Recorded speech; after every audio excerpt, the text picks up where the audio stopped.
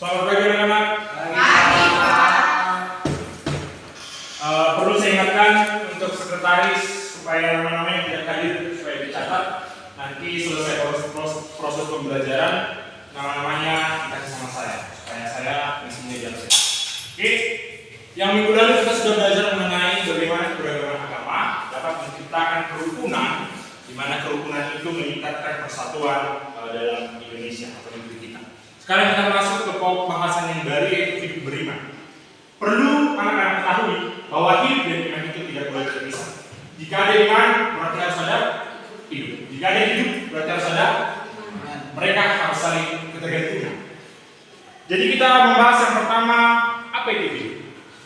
Hidup adalah suatu kondisi menandai keberadaan suatu organisme. Bisa kita lihat mulai dari yang paling sederhana hingga yang paling kompleks. Jika kita tarik ke dalam sisi filosofis, hidup sering dikaitkan dengan yang pertama yang kesadaran, yang kedua itu ada pertumbuhan, yang ketiga yaitu reproduksi, dan yang keempat itu ada kemampuan untuk beradaptasi terhadap lingkungan. Apa sebenarnya kaitan unsur filosofi ini dengan pembahasan kita kali ini? Itu yang pertama, kesadaran. Setiap yang hidup pasti memiliki kesadaran. Kesadaran yang bagaimana? Kesadaran bahwa dia hidup pasti ada yang menciptakan. Yang kedua, pertumbuhan. Setiap yang hidup pasti memiliki pertumbuhan atau perkembangan. Yang ketiga, ada reproduksi. Reproduksi tujuannya untuk perkembangbiakan, di mana untuk memperbanyak keturunan. Tujuannya adalah untuk mengganti kepunahan hidup yang sudah lama atau hidup yang sudah punah sebelumnya. Baru yang keempat adalah kemampuan beradaptasi dengan lingkungan, yang hidup pasti tidak terlepas dengan kemampuan dalam beradaptasi dengan lingkungan. Saya mengambil gambar hewan, di sana bisa kita lihat. Ini bisa kita sebut dengan namanya kodok. Ada yang bisa dengan kata. Ini merupakan gambar yang memiliki dua habitat, atau bisa dikatakan dengan amfibi karena dia memiliki dua habitat hidup, bisa hidup di air dan bisa hidup di darat.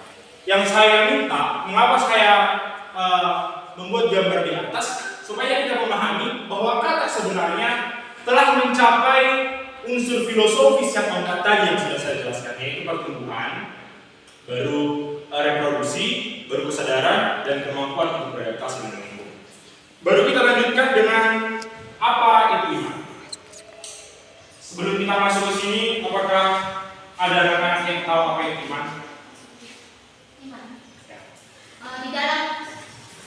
Di dalam kitab Ibrani 11 ayat 1, iman dikatakan dasar dari segala sesuatu yang kita lakukan dan bukti dari segala sesuatu yang tidak kita lihat. Terima kasih atas jawabannya.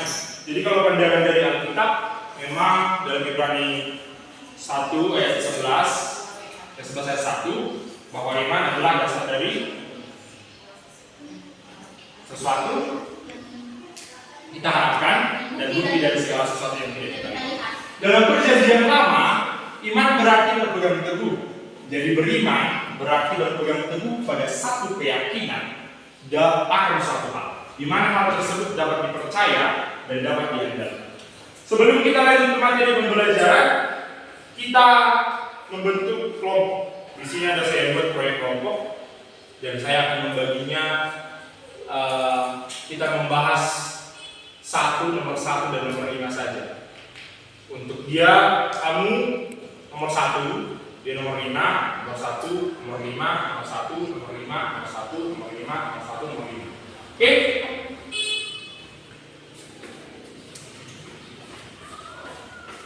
Jadi untuk pertanyaan nomor 1, silakan tunjuk tangan. Siapa aja yang Saya, Pak. mengerjakan nomor 1? Yang nomor 5. Oke. Sekarang saya beri waktu 5 menit untuk menjawab pertanyaan yang ada di slide ini. Terserah sumbernya dari internet atau saya minta jawabannya karena nomor 1 itu menanyakan atau meminta faktor-faktor apa saja. Karena faktor-faktor ini memiliki poin-poin, saya minta 2 poin saja. Yang nomor 5, dampak dari penyalahgunaan iman, saya minta 1 kalimat saja. Singkat saja, karena nanti akan kita ambil kesimpulan. Saya beri waktu 5 menit untuk bekerja, mulai dari sekarang.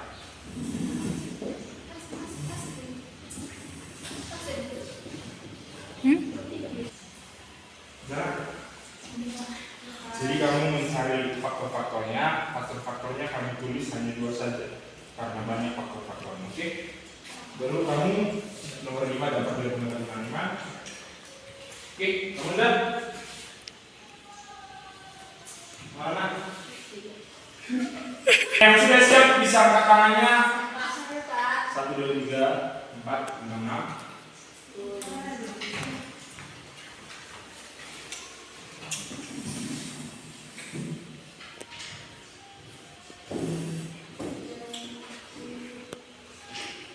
Dah.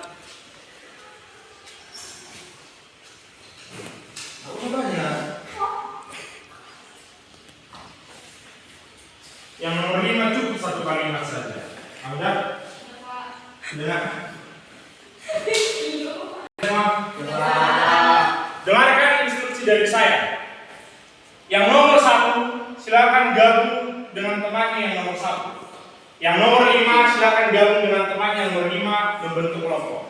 Hitungan ketiga kelompok sudah harus ada. 1, 2,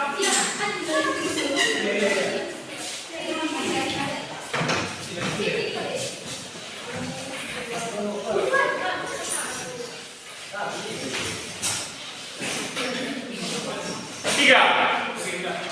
Nah, sekarang silahkan untuk mendiskusikan jawaban Anda, jawaban pribadi Anda, dan nanti saya minta 1 kesimpulan dari hasil kelompok Anda. Jadi nanti walaupun kelompok 1 jumlahnya 6 orang, saya minta hanya 1 kesimpulan saja. Oke? Dan yang kelompok 5 juga 1 kesimpulan saja.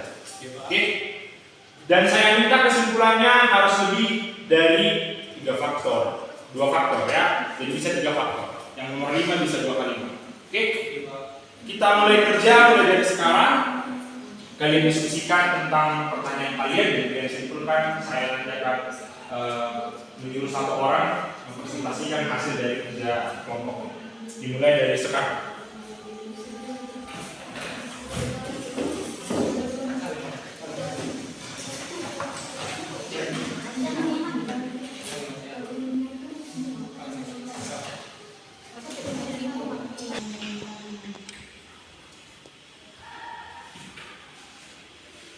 Jadi hanya 2 faktor saja yang saya minta. 3 kan? 3 tadi kan 2 sekarang ini. Tapi harus sudah disimpulkan jangan berbeda pendapat. Oke. Belum tadi 2 kali 5.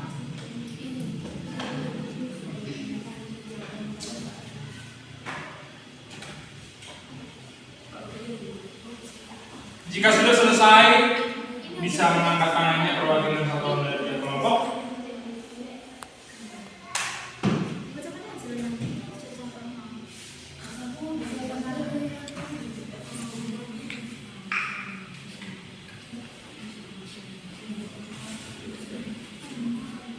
Ada kendala? Tidak, Pak. Tidak, Pak. Dan nanti kalau ada pertanyaan dari kelompok harus kami jawab ini. ya, walaupun dengan bahasa sederhana. Oke, sudah selesai. Baiklah, karena sudah selesai, saya minta perwakilan dari kelompok 1 untuk membacakan hasil dari diskusinya. Dan kelompok 5 sebaiknya menyimak dengan benar, karena nanti akan saya berikan waktu untuk kelompok 5 memberikan pertanyaan ke kelompok 1. Kelompok 1 kami persilahkan.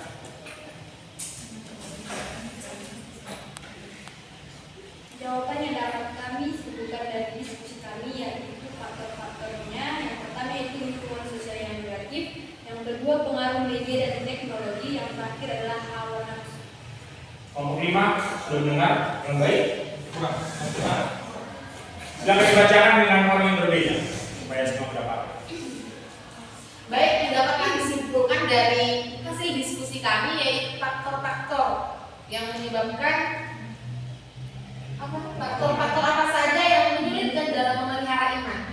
Yang pertama itu lingkungan sosial yang negatif, pengaruh media sosial dan teknologi, dan yang ketiga itu hawa nafsu. Terima kasih. Sudah? Jadi sekarang kita dengarkan untuk kelompok 5 menyajikan jawaban yang sudah disimpulkan. Kelompok 1 mendengarkan dengan baik. Saya persilakan untuk kelompok 5. Dampak dari penyalahgunaan iman.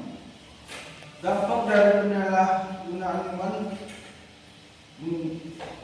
mengakibatkan hilangnya kepercayaan seseorang dan keterlibatan individu dalam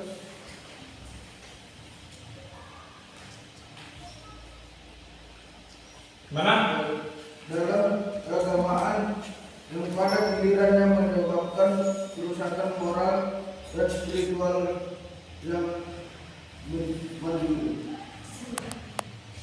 Ya, udah bisa kira-kira ditangkap? Coba diulang Pak. Oke, diulang dengan orang yang berbeda.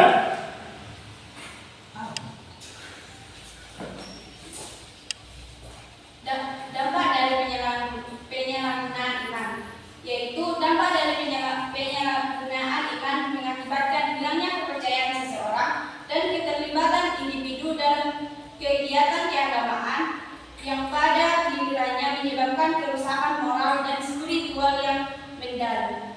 Oke. Silakan jawaban di bawah depan.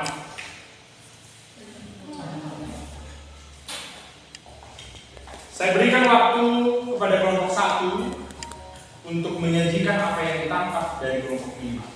Jika kamu hanya menangkap 1, silakan jawab 1. Jika kamu menangkap lebih, silakan. Apa yang kamu tangkap dari penjelasan kelompok 5?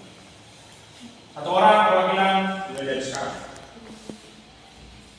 Siap-siap untuk kelompok 5. Yang kami tangkap dari penjelasan kelompok yang kedua, ya, dan poin yang kelima itu, jika seseorang dampak dari keraguan imannya itu, seseorang atau individu itu akan kehilangan arah. Mereka akan spiritual mereka,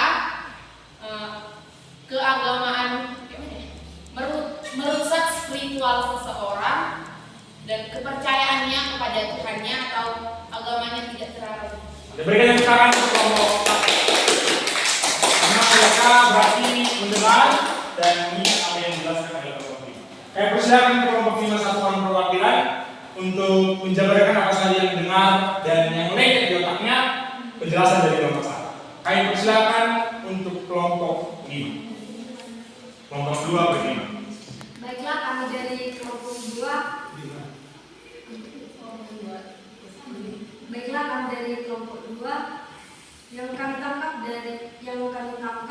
dari hasil diskusi dari kelompok yang pertama, yaitu ada tiga faktor. Faktor yang pertama tadi lingkungannya negatif, faktor yang kedua pengaruh media sosial, yang ketiga hawa nafsu. Diberikan apa kepada kelompok kemudian anak-anak yang kognitifnya sangat tinggi karena mampu mendengar dan mengingat sesuatu hal. Kita berikan dulu tepuk tangan kita semua. Oke, jadi kesimpulannya bahwa faktor-faktor dalam menghambat pertumbuhan iman itu banyak. Salah satunya tadi yaitu lingkungan sosial yang negatif. Banyak di antara kita yang memiliki lingkungan sosial yang negatif, baik di kalangan remaja ataupun di kalangan dewasa. Baru salah satunya tadi jawaban nomor 5 dampak dari penyalahgunaan iman yaitu hilangnya kepercayaan seseorang. Itulah sesuatu dampak yang terjadi jika tidak baik dalam memeliharanya. Jadi dapat kita simpulkan, jadi apa yang hidup beriman? Setelah kita mendengarkan penjabaran iman, penjabaran hidup, penjabaran pertanyaan, faktor-faktor dan dampak dari penyalahgunaan iman, siapa yang bisa menyimpulkan apa itu hidup beriman?